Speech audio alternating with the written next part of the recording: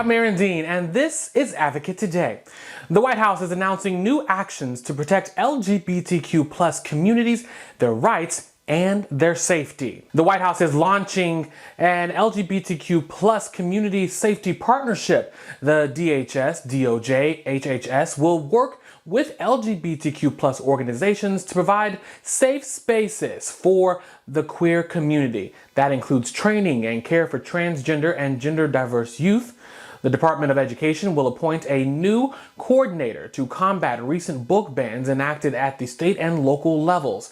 The White House also says that it will work to protect LGBTQ youth in foster care, provide them with mental health support, and protect youth from experiencing homelessness and discrimination. And speaking of the White House, the President and First Lady are also planning to host a Juneteenth concert to celebrate Black Music Month. Audra McDonald, Method Man, Jennifer Hudson, Lettucey, and so many others will perform on the South Lawn on June 13th.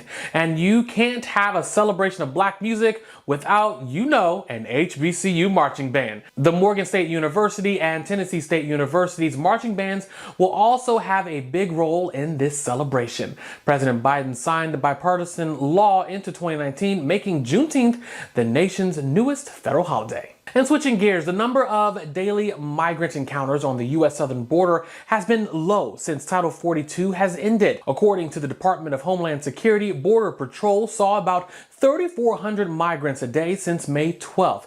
That's much less than the 10,000 daily encounters before Title 42 was lifted. The pandemic-era policy allowed U.S. officials to quickly turn migrants away at the border. Well, the American story cannot be told without immigrants, and Pulitzer Prize-winning journalist Jose Antonio Vargas wants to shatter stigmas and stereotypes about undocumented people. His organization, called Define American, released a report called Creativity is Boundless, which outlines recommendations to support inclusive access to the arts. Here's a look at our discussion on how we all can uplift immigrants. When we talk about conversations of inclusion and immigration, how did Define American and Creativity is Boundless, how did it all come to be? What was the inspiration behind it? First of all, thank you for having me. And the inspiration behind it is, as an immigrant myself, as an undocumented immigrant, to be more specific, there's so many limitations put on us, right? And, something, for example, as tangible as most Americans don't know that undocumented people in this country can't drive in most states, right? Like most states in this country don't let undocumented people drive, even though we work, live, go to school in these states, like Florida or Texas, right? So there's that.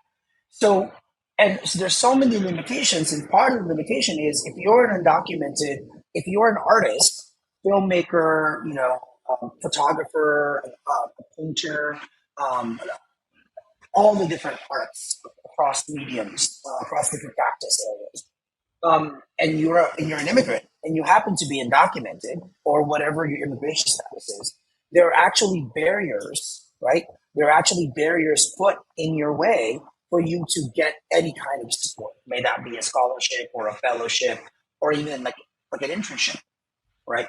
And as you know, so many artists depend.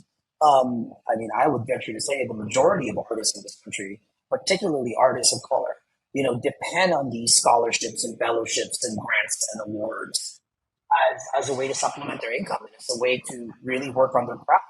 And so this report for us for me, it's really personal because I wish I had something like this, 12 years ago when I came out as undocumented and started Define American. So for us, this is a really unprecedented resource that art, fellowships and programs and organizations can use, or anybody who actually participates in art making, they can look at it and then they can use it as a way to question whatever systems they have in their own organizations. How can organizations and workplaces adjust their internal policies to make artistic support opportunities more inclusive and accessible for the individuals that, like for immigrants and undocumented citizens, things like that? How can they do better to make it better for someone else? Well, and again, a lot of these organizations are actually progressive by nature. They say they're immigrant friendly. But because they haven't carefully read their own policies, they don't know that they may actually be putting barriers. So the first thing really to do is to look at your systems, to look at your requirements, right? If you look at our guide, which I hope you go to defineamerican.com, you can download it there, it's free, right? Like we actually walk you through the process of like what you ought to be aware of as you start and as you continue your fellowships and scholarships, right? Like we ask questions like, do you use phrases like applicants must be U.S. based, right? Um, you know, Actually, we have an example on the guide that says, applicants must currently be living in the U.S. rather than saying applicants must be U.S. citizens, Mm-hmm. right? It can be something. It can be something as Wording simple as matters. that. Yeah. Yeah. Mm. And can you share like a story about someone that you may have worked with that has benefited from the work that you do with either Oh, organization? I'm sure you well, have plenty of stories. I mean, we do. We do have plenty of stories, and in some ways, what I love about this guide is it's actually informed by all of the artists of various immigration status that we've been able to work with at our fellowship program. Actually, for the past few years now, we have had. I'm trying to make sure that I have the right count here. That we have worked with probably more than maybe almost 50 artists and fellows. And we've awarded about $100,000 in direct support to immigrant artists and storytellers since 2019. When you look at the landscape of all that's going on, what work is left to still be done? Oh, uh, a lot. There's a lot of work that has to be done. But to be more specific to what we're talking about, I think to create a culture in which artists are thought of as borderless and boundless, right? Like we live in a country where um, immigrants, immigration is always in the news, right? And sometimes we focus so much on the system of immigration that we tend to lose kind of what it means for immigrants who are themselves human beings, who are themselves artists. So how do we create language that don't make human beings feel as if their immigration status and their being an immigrant is the only thing that is important about them, Gotcha. right? Like even the term in this country right now, I would venture that whenever we think of immigrants, we think of labor, right? Low skilled labor, high skilled labor, and when you hear both of these parties talk about immigrants, they talk about us like we're nothing but workers, right? But in reality, like there's actually more to us than labor. There's actually more to us than being workers. And that's why it's also important to support artists, right? Like artists in many ways create our system of realities. They tell us, how to be, right? They kind of, they provide a roadmap to look at us as complex human beings. And for us, that's why it's important to keep supporting artists, to make sure that artists, regardless of immigration status, are not limited. And if someone watching says, "Hey, you know what? I really like the work that he's doing," how can people connect with you and your organization to get involved? Yeah. Well, first of all you please go to defineamerican.com, defineamerican.com. And we actually, I'm going there right now.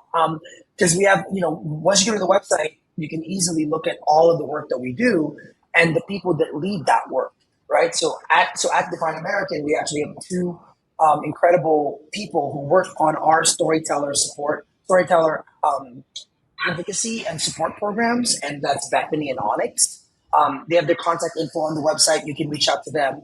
And more than that, I think you can see kind of the breadth of our work, right, in terms of everything that we do at Define America. The Advocate Channel, Equal Pride, and Out Magazine are joining forces with iHeartMedia and Procter & Gamble for one of the biggest, and I mean biggest, celebrations online for Pride. The Advocate Channel is the official streaming partner for Can't Cancel Pride, and it's going into its 4th year. This year's host is Jojo Siwa, and you can watch Can't Cancel Pride right here on the Advocate Channel at advocatechannel.com. You can also stream it live on the app. Can't Cancel Pride begins streaming June 15th at 8 p.m. Eastern, 5 p.m. Pacific. And thank you so much for watching Advocate Today. Download the app on the Apple or Google Play stores to stream us live, and you can even subscribe to our YouTube channel. Make sure you do it, okay? For the Advocate channel, I'm Aaron Dean.